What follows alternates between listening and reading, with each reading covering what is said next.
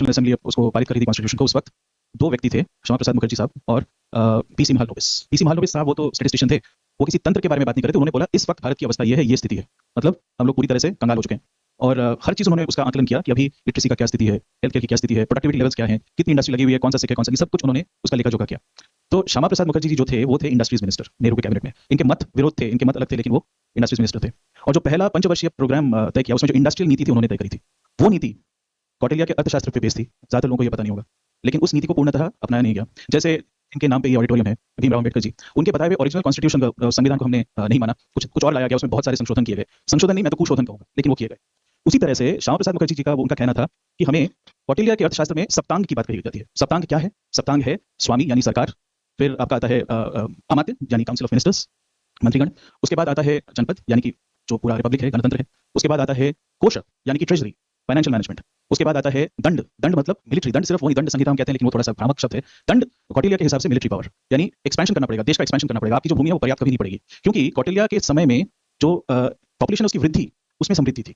ये नहीं कि हम 2 ही बच्चे रखें या 1 बच्चा रखें, पॉपुलेशन की वृद्धि में समृद्धि थी, क्योंकि अगर आप अपनी शिशु का जीवन नहीं चला सकते तो सरकार का दायित्व था कि उसको चलाए, उसका देखभाल किया जाए। तो ये नीति थी। तो ये सारी नीतियों को उन्होंने अपने सामने समक्ष रखा। हाँ, बाकी भी बता दूं, कोषा, दंड और मित्र। मित्र अर्थात बंधु नहीं, मित्र अर्थात साथी नहीं, मित्र अर्थात एलाइज यानी अलायंसेस, नॉन अलाइनमेंट नहीं। आप उन लोगों के साथ एकत्र हो जो आपके देश के हित में, उनकी नीतियां और आपकी नीतियां मैच करते हो, वो आपके मित्र हैं। उनकी नीतियां बदल गई तो वो मित्र नहीं रहा। मित्र कोई स्थायी चीज नहीं, मित्र वो है जो आपके देश के हित में आपके साथ चलने को तैयार हो। ठीक है, ये सारी नीतियां थी। इंडस्ट्रियल पॉलिसी में उन्होंने ये कहा कि इस वक्त हमारे यहाँ पे अगर हम कैपिटल इन्वेस्टमेंट नहीं लाते हैं तो आत्मनिर्भर हम कभी नहीं हो पाएंगे।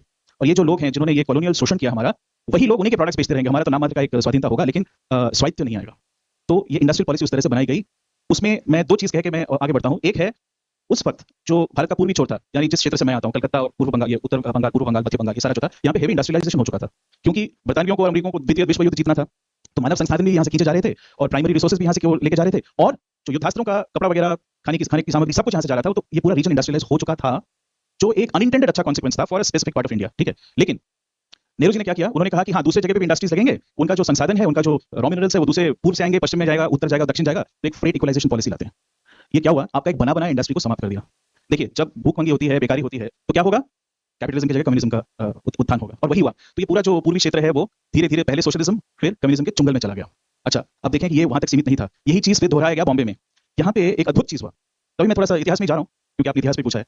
तो बॉम्बे में क्या हुआ कि वहाँ पे टेक्सटाइल मिल्स थे, वहाँ पे ज्यादा और इंडस्ट्रीज नहीं थी, वो सारे पूर्व की दिशा में थे। तो टेक्सटाइल मिल्स में भारतवर्ष का जो स्थान था एक समय पे एकदम ऊपर था। यहाँ पे कॉटन प्रोडक्शन भी होता था, सिल्क प्रोडक्शन भी होता था, जूट भी होता था, ये टेक्सटाइल मिल्स में इसका कन्वर्टेड टू क्लॉथ।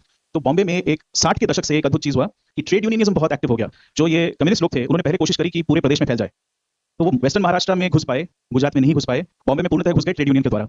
फिर एक मिली भगत बनी उनके बीच, और ये देखिए फॉल्ट लाइन कैसे डेवलप होता है उनके बीच, और जो पूंजीपति थे उस समय के, ये मतलब सनातनी पूंजीपति नहीं थे, ये केवल पूंजीपति थे जो इनको ब्रिटिश लोगों ने ही इनको पनपाथा उनका निर्माण किया था।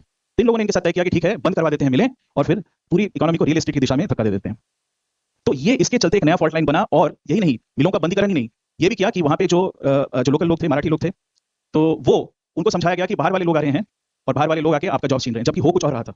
मिलों को बंद करने की एक नीति चल रही थी। तो देखिए, ये सब आसुरिक, जिसको कहते हैं आसुरिक नीतियां हैं। ये पूंजीवाद भी नहीं है एक तरह से देखा जाए तो, और सनातन पंथ तो एकदम ही नहीं है। सनातन पंथ में अभी मणि जी ने कहा था, हम समृद्धि की बात करते हैं। वेल्थ मतलब समृद्धि, वेल्थ का मतलब धन नहीं, धन एक जरिया है, एक माध्यम मात्र है। वेल्थ वही होता है जब आप पूरे राष्ट्र का एक प्रॉस्पेरिटी ला सकते हो। उसका इकाई क्या है? चाहे आप मनुस्मृति देखें या कौटिल्य का अर्थशास्त्र, इकाई है फैमिली, परिवार, कुल, और कुल के आगे क्या है? आपका कम्युनिटी, उसके आगे क्या है? देश। तो इस हिसाब से आपको समृद्धि का विकास करना पड़ेगा। और एक चीज मैं और बता दूं, इसका मतलब ये नहीं कि हर चीज में सरकार या स्वामी उसका आधिपत्य हो। ये नहीं कि वो जाके होटल्स बनाने लगे और पिन से लेके साइकिल से लेके हवाई जहाज सब कुछ वही बनाए, ऐसा नहीं कहा था। कहा था कि वो जो एंटरप्रेन्योर्स हैं वो बनाएंगे। सरकार का कार्य केवल इतना है कि उसके लिए अनुकूल स्थितियां पैदा करें। ये एकदम स्पेसिफिक लिखा गया, अनुकूल स्थिति यानी नीति। इसीलिए वो शास्त्र है, इसीलिए वो अर्थ नीति है, वो अर्थ धन नहीं है, वो अर्थ ज्ञान नहीं है, वो अर्थ नीति है। तो इसका तो पालन नहीं किया गया, तो 2 क्षेत्र थोड़े से विक्षिप्त हो गए, एक दूसरी दिशा में बह गया, जिसको कहते हैं वेस्टर्न स्टाइल इब्राहिमिक कैपिटलिज्म। उस दिशा में जो हमारा जो पश्चिमी छोर है वो चला गया, और जो पूर्वी छोर है भारतवर्ष का, वो कम्युनिज्म के चुंगल में चला गया। तो ये हुआ 1947 से लेकर 1991। और जिस इंडस्ट्रियल पॉलिसी का निर्माण श्यामा प्रसाद मुखर्जी जी ने किया था, वो तो कभी बनाई नहीं, वो तो कभी उसका पालन किया ही नहीं किया। और उसमें यही बात है कि मैं समाप्त करता हूं कि हिंदू रेट ऑफ ग्रोथ जो हमारे लिए हमारे गाल पे एक थप्पड़ के समान है। क्या हिंदू वो व्यक्ति है जो चाहता है कि समृद्धि ना हो और वो 2% ग्रोथ से खुश रहे, वो भिखारियों का देश बना रहे, कंगाल बना रहे, जैसे कि ब्रिटिश लोग चाहते थे? तो हिंदू रेट ऑफ ग्रोथ एक बहुत बड़ा, जिसको अंग्रेजी में कहते हैं मिसनोमर है, उसको आप किसी तरह से हिंदू नहीं कह सकते। हाँ, तो ये जो मतलब 47 से 91 तक यही चलता रहा, यही तंत्र चलता है। बुद्ध नेहरू ने अपनी गलतियां कमियां छिपाने के लिए इस तरीके से थोप दिया। हाँ। दूसरा जेआरडी टाटा और कई लोगों ने मिलकर भी बॉम्बे प्लान बनाया था, जिसको कभी इंप्लीमेंट नहीं किया गया था। मैं जेआरडी टाटा और उनके परिवार के बारे में कुछ कहना चाहूंगा सर, मैं थोड़ा खुल के कहता हूँ, कह सकता हूँ? बिल्कुल, आगे की चर्चा में करेंगे, उनकी से बात कर लेते हैं। उसके बाद उनके भी कई सारे इंडस्ट्रियल लोगों ने भी कुछ पॉलिसीज बनाई थी, पर कभी भी अंबेडकर जी या पटेल सब लोग ही हेवी इंडस्ट्रियलाइजेशन के फेवर में थे, बट डिडंट हैपन कोई बात नहीं। तो लेकिन हुआ ये कि ब्रिटिशर्स की कंपनीज तो भारत में चलती रही और आज अमेरिकन कंपनीज भी। अंकित जी, आपका तो रिसर्च है कि ई कॉमर्स ने भारत की इकोनॉमी को